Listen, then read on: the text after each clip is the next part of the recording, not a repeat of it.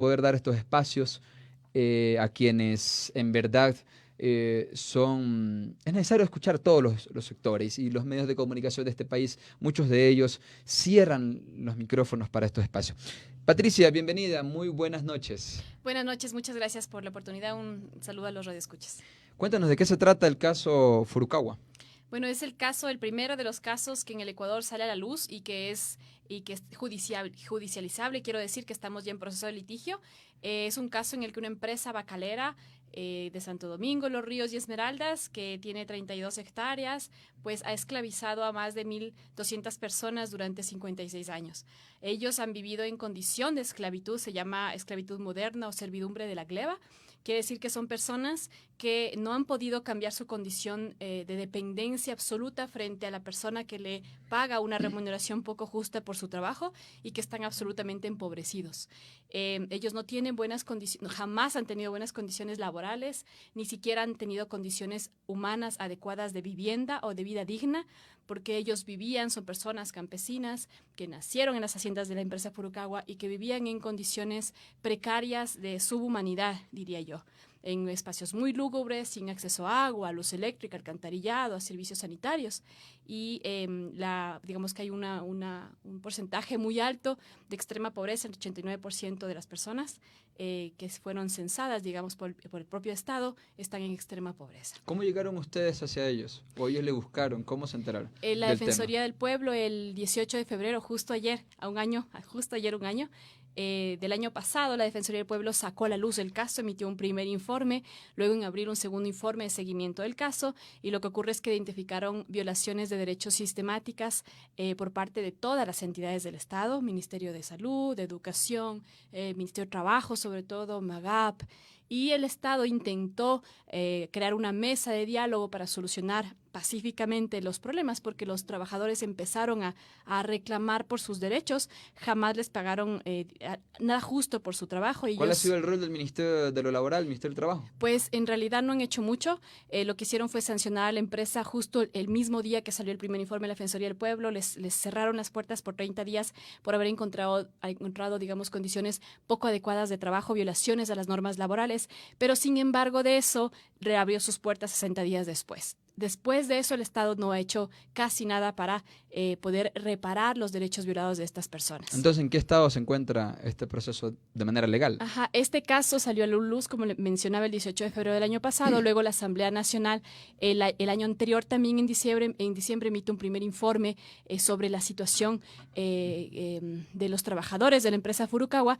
Y lo que ocurre es que durante todos estos meses, el Estado, a pesar de públicamente, de boca de María Paula Romo, de boca del Ministerio de Trabajo, de boca del Ministro de Agricultura, dijeron que iban a encontrar una salida para garantizar la reparación de derechos. Sin embargo, a pesar de ello, jamás ha ocurrido y por lo tanto los trabajadores, con el asesoramiento, digamos, del Comité de Solidaridad de las víctimas de la empresa Furukawa, que somos la Comisión de Comunicación de Derechos Humanos, el CEDES y la CNC, la Coordinadora Nacional Campesina, y el Centro de Derechos Económicos y Sociales del Ecuador. Estas tres organizaciones hemos empujado la posibilidad de apoyarles a estas víctimas y hemos presentado una primera acción de protección que está ya siendo conocida por el juez de primera instancia.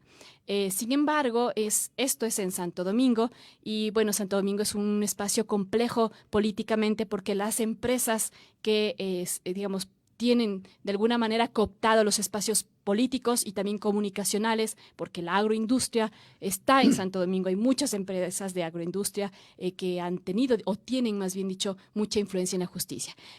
Por acá nos hacen también llegar interrogantes. Dice, ¿por qué se dice que existe esclavitud moderna en los campesinos de Furukawa? La esclavitud moderna es una condición que en derecho internacional se caracteriza por haber personas que trabajan para una empresa o persona, ¿no?, en condiciones precarias de trabajo y que no tienen la posibilidad de cambiar sus condiciones de vida y menos sus condiciones de trabajo. Entonces son personas que no tienen, que, por ejemplo, la mayoría de ellos son analfabetos o analfabetos funcionales. Muchos de ellos ni siquiera tenían cédula, ni Hombres siquiera y fueron, mujeres. sí, ni siquiera fueron, digamos, registrados en el registro civil, no tenían una inscripción de partida de nacimiento siquiera, no tenían nombre. Entonces son personas que jamás podrían conseguir un trabajo en otro lado, que no saben hacer nada más que eso, que no tienen tienen acceso a educación ni a servicios de salud, etcétera. Por lo tanto, no pueden cambiar esta condición de ser esclavos. Ellos trabajaban durante 10, 12 horas al día, de lunes a domingo, para la empresa y solamente para la empresa, y ni siquiera podían salir a vivir en otro lado porque no tenían, digamos, cómo hacerlo, no tenían a dónde ir. Ahora, ¿cuál es el siguiente paso? ¿Qué están haciendo actualmente, por ejemplo, ustedes con esta población? Y como te decía, presentamos una acción de protección que es una garantía jurídica constitucional, en materia constitucional. El juez de primera instancia que conoció la acción de protección hace 2 meses, planteada más o menos, se negó a tratarla. Digamos, lo que argumentó fue que no tiene competencia, quiere decir que él no debería conocer esta causa. Apelamos esa decisión al Tribunal Provincial y el Tribunal Provincial nos dio la razón y pidió nuevamente que el expediente baje al juez de primera instancia, y el juez tiene la obligación de llamar a una audiencia ya. O sea, ya se pasó el plazo para que llame a la audiencia, estamos esperando que lo haga. Perfecto. En la parte final, ¿cuál es el mensaje que le da a las autoridades que no han dado, no han cumplido con sus competencias? Y esto es terrible, ¿no? Este caso es uno de los casos digamos, en los que se ha vivido impunidad absoluta. El gobierno lo que ha hecho... ¿Han ido a legales internacionales? Todavía no hemos ido a instancias internacionales porque hay que adoptar las instancias nacionales para hacerlo. Pero lo que quiero dejar sentado es que, a pesar de las promesas del gobierno, no a nosotras, sino a las propias víctimas, de garantizar reparación integral, a pesar de eso el Estado no ha hecho nada. O de hecho, sí ha hecho. Pero lo que ha hecho es intentar tapar el caso, intentar ponerlos a negociar a los trabajadores víctimas con el victimario empresa en una mesa para lograr que los trabajadores, reciban cualquier cosa a cambio de negar el hacer acciones judiciales o a cambio de irse. Hay muchísimos trabajadores que han sido expulsados por la empresa Furukawa, les han literalmente sacado de las haciendas, han derrumbado los campamentos que era el único lugar donde vivían, y ahora hay un grupo menor de personas que están resistiendo en un campamento, en el último campamento que queda en estas 32 haciendas, y son con quienes estamos pues llevando a cabo esta acción. Listo, mi querida Patricia Carrión, bienvenida siempre a los micrófonos de Radio La Calle. Muchas gracias por su tiempo. Para nosotros es un gusto, gente, y la gente debe de entender que cuando sus derechos son vulnerados debe de acudir de manera gratuita. ¿De manera gratuita ustedes están asesorando? Sí, claro, por supuesto que sí.